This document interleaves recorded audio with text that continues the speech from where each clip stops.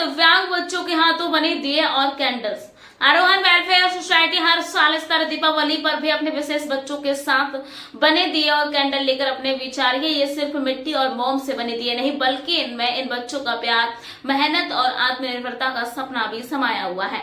28 सितंबर 2025 से सभी स्कूलों और कॉलेज में स्टॉल लगाए जाएंगे। यहाँ पे दिव्यांग बच्चे खुद बैठकर अपने हाथों से बनाए दियों और कैंडल्स की बिक्री करेंगे। ये जानकारी आरोहण के आयोजित हुई प्रेस कॉन्फ्रेंस में आरोहण की कोऑर्डिनेटर रेखा ठुकराल ने दी है। उन्होंने बताया कि ये पल डॉक्टर रितु सोनी, संस्थापक आरोहण वेलफेयर सोसाइटी के उस सपने को आगे बढ़ाते हुए जिसमें उन्होंने चाहा था कि दिव्यांग बच्चे समाज में सम्मान और आत्मनिर्भरता के साथ जी सकें। आज उसी सपने को साकार कर रही है कोऑर्डिनेटर श्रीमती रेखा ठुकराल, जो हर कदम पर इन बच्चों का हौसला बनकर खड़ी हैं। संस्था के अध्यक्ष श्री अनिल सोनी जी ने अपनी बहन डॉक्टर रितु सोनी को याद करते हुए कहा, हमारा हर प्रयास उनकी सोच और सपनों को पूरा करने की दिशा में है। इन दियों और कैंडल्स से बनाने में अनामिका, ललिता, रजनी, रूही, रोहानी, भावना, प्रिया जैसे बच्चों ने अपने नन्हे हाथों से रंगबातियां और सजावट भरी है। हर एक दिया और मोमबत्ती सिर्फ सजावट का सामान नहीं, बल्कि बच्चों की मेहनत, लगन और आत्मसम्मान की कहानी। आपका हर खरीदा हुआ दिया और मोमबत्ती किसी बच्चे के सपने को रोशनी देने वाला कदम होगा। इस अवसर पर कपिल, संजीव ओबरॉय, सत्य नागपाल, राखी खोसला, प्रमोद अशोक, राजेंद्र, विनोद राजन सहित कई मीडिया कर्मी साथी उपस्थित रहे। साथ ही डॉक्टर गुरलीन, अनीता साधना और संजय ने भी कार्यक्रम में अपनी उपस्थिति दर्ज कराई। इस टाइम पे मोटिवेट करते हैं, हम इनको दियाज एंड कैंडल्स बनाते हैं। जनता से सिर्फ एक ही अपील है कि हिंदू गर्ल्स कॉलेज के अंदर आइए, आरोहण वेलफेयर सोसाइटी हमारी संस्था है, वहाँ आकर देखिए कि बच्चों ने कितनी मेहनत की और ज़्यादा से ज़्यादा दियाज एंड कैंडल्स खरीदे और दूसरों को भी बताएं। ये खरीदने का जो सिलसिला शुरू होगा वो किस डेट से किसी दिन भी निर्धारित किया है? हाँ जी, वो लगभग दशहरे के बाद 2 तारीख के बाद से हम परचेजिंग का काम स्टार्ट कर देंगे, सेल परचेज का काम स्टार्ट कर देंगे।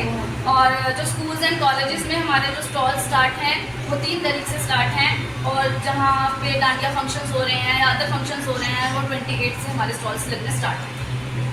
मेंटल बच्चे हैं, डिसेबल बच्चे हैं, बहुत सारी प्रॉब्लम्स हैं बच्चों को, इनको सिखाने में दिया बनाना, कैंडल बनाना जो आम इंसान इतना नहीं कर पाता है, ऐसे बच्चों को सिखाने में कितनी मेहनत लगती है? मैम, मेहनत तो देखो बहुत लगती है, लेकिन कोई भी काम इम्पॉसिबल नहीं है। हम इनको एक प्रॉपर वे में ट्रेनिंग देते हैं, एक थेरेपी लेके चलते हैं इनके लिए। अगर हम नॉर्मल वे में किसी को भी कहेंगे, किसी ऑटिज्म के बच्चे को कहेंगे, किसी डाउन सिंड्रोम के बच्चे को कहेंगे या किसी मेंटली बच्चे को कहेंगे कि ये दिया को पेंट करना है, तो वो नहीं करेगा। हम उनको एक बेसिक वे में सिखाते हैं कि दिए को टिप करना है और निकालना है, वो खेल खेल में ही सीख जाते हैं। इनको जो सिखाने का तरीका है, ट्रेनिंग देने का तरीका है, वो बिल्कुल डिफरेंट है। हम आम लोगों की तरह इनको ट्रेनिंग नहीं दे सकते। इनको ट्रेनिंग देने के लिए हमें इनको खेल खेल में सिखाना पड़ता है, हमें इनके साथ इनके जैसा बनकर इनको सिखाना पड़ता है। तो ये आगे अभी जैसे कि कुछ बच्चे 30 से भी एबव होंगे, ऐसे भी रोजगार का साधन इनके लिए क्या सिर्फ दिया और कैंडल ही लगेगा? नहीं, हम टाइम पे और स्किल डेवलपमेंट पे काम करते हैं। जैसे हम फूलों से इनको कलर बनाने सिखाते हैं, ऑर्गेनिक कलर्स बनते हैं। हम सारे दियाज एंड सारे गुरुद्वाराज एंड मंदिर से फूलों को कलेक्ट करते हैं जो उनके लिए वेस्ट हो जाते हैं, जिनको वो गंगा में, यमुना में बहा देते हैं, जिससे गंगा यमुना भी खराब होती है, ठीक है, उनका वाटर भी पोल्यूटेड होता है। तो वो वेस्ट फ्लावर्स हम लेकर इनको देते हैं, जिनसे ये होली के टाइम पे रंग बनाते हैं, गर्मियों में शरबत बनाते हैं, सर्दियों में पिन्नियाँ बनाते हैं। डिफरेंट ओकेजन्स में हमारे डिफरेंट काम चलते हैं, डिफरेंट टाइप के स्किल्स इनको दिए जाते हैं।